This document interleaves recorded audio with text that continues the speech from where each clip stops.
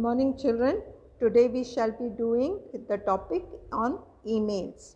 In this topic, we will come to know what an email is, the uses of email, the basics, and the how to write an email. So let's begin with the topic. Let's start with what is an email. Electronic mail, also known as email, is one of the most commonly used services on the internet. So here we come to know that email's full form is electronic mail, and it is very popular, most commonly used services on the internet. So very popular within the people, allowing people to send messages to one or more recipients. So an email allows people to send messages to one or more people. Email was invented by Ray Tomlinson in 1972. So email was invented in 1972 by Ray Tomlinson. We go to the next point, that is why use email. The operating principle behind email is relatively simple, which has quickly made it the most popular service used on the internet. So here we come to know why one should use an email, because the author here tells us the principle or the way of operating it is very simple, and it has become popular amongst the people. As with a traditional postal service, for your message to reach your recipient, all you need to know is their address. So we had a traditional postal service. For the traditional postal service, we needed to know the address to whom you wanted to send the message to, that is the address of the recipient. In the similar way, for email also, what all you need to know is the address of the recipient to whom you want to send the email. You must know the email address. Its two main advantages over paper mail are the speed at which the email is sent, practically instantaneous, and the lower cost included with the cost of an internet connection. So here the author has given us the main advantages, the two main advantages over paper mail or the traditional postal service, and they are the speed. First is the speed. It almost reaches immediately to the recipient, to the receiver, and the cost. The cost is also not high. What's more, email can be used to instantaneously send a message to several people at once.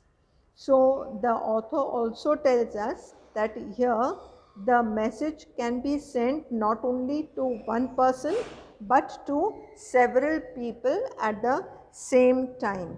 So we need not send message one by one to different people, but we can send at the same time. Now we go down to the next topic, that is email basics. Make sure that your emails stand out because of the content and not because of sloppy mistakes, poor formatting, or casual language. So here the author is telling us that your email should stand out. It should create an impression because of its content. So it should have good content and not because of sloppy mistakes. That is, because of the mistakes in it, or the format is not good, not correct, or the language is not good. So these should be avoided while writing an email. You should be careful. Use a readable font in a 10 or 12 point size in your emails. When you're writing an email, you see that your font size is 10 or 12 so that it is readable. Send job search related emails from a professional email address. So if you are searching for jobs, send the emails from the professional email site, that is email address. Ideally, your email address should just include some combination of your first and last name or first initial and last name. So they have given us how to form the email address as well. That is, it should include our first and last name or first initial and last name. Here's what to include when sending job search correspondence and the email message format you should use when you are sending employment related email messages. So now the author is guiding us towards how to correspond when we are sending emails for job search. We are searching for a job, and how to send the emails accordingly regarding job search, regarding our employment. Email message template. The following email message template lists the information you need to include in the email messages you send while searching for a job. So now use the template as a guideline to create customized email messages to send to employers and connections. So now we have the email message template, that is a model as to what an email should consist of, how to write an email. And they have given us different points. So the first point here is the subject line. Don't forget to include a clear subject line in your email.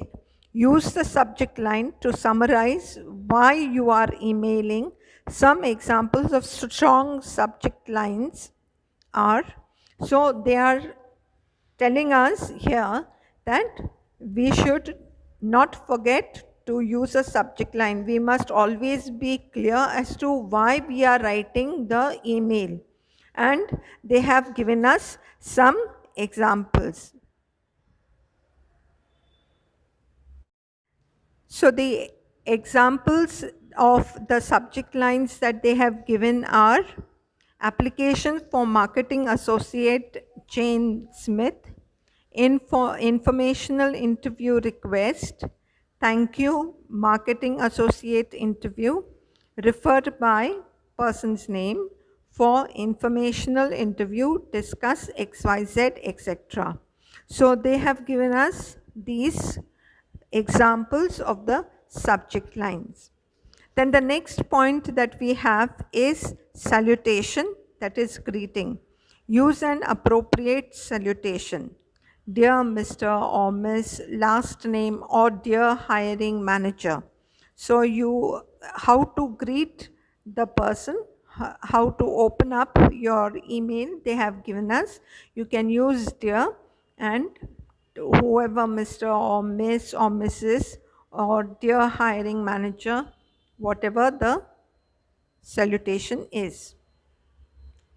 Then we have the first paragraph. In the first paragraph of your email should include information on why you are writing. Be clear and direct. If you are applying for a job, mention the job title. If you want an informational interview, state that in your opening sentences. So in your first paragraph itself, you have to be very direct and let the person know as to why you are writing an email. Whether it is an application for the job you are seeking for a job, or you want an interview. So let the person should come to know, let the person know why you are writing that email. Middle paragraph. The next section of your email message should describe what you have to offer the employer, or if you are writing to ask for help, what type of assistance you are seeking. So the middle paragraph is the main body in which you describe what what qualities, special qualities you have, so that the employer should select you instead of somebody else. So you have to mention it clearly. And if you want help, if you're asking for help, then what kind of help do you need? That also you have to make it clear. This middle paragraph forms the main body. Keep it concise and flawless with relevant punctuation. So this paragraph should be short and without mistakes, and the punctuations in this paragraph should be appropriately done. Else the meaning changes altogether if your punctuation marks go wrong. Final paragraph. Conclude your email by thanking the employer for considering you for the position or your connection for helping with your job search. So, the final paragraph is the conclusive paragraph, which is the conclusion, in which you are thanking the employer for considering you for the position or the connection in helping your job. Then comes the email signature, then first name, last name, email address, phone, and the next point that we have is how to CC and BCC properly. Here CC means carbon copy and BCC means blind carbon copy. Now let's see what the author has given us. The carbon copy and blind CC and blind carbon copy BCC tools are tricky. Sometimes they are useful, but if used improperly, they can be problematic. So the carbon copy, let's talk about the carbon copy. Here no action is expected on CCC lines. The individuals who work is indirectly affected by communication should be included on the CCC line. So those whose work is indirectly affected should be included on the CC, that is carbon copy.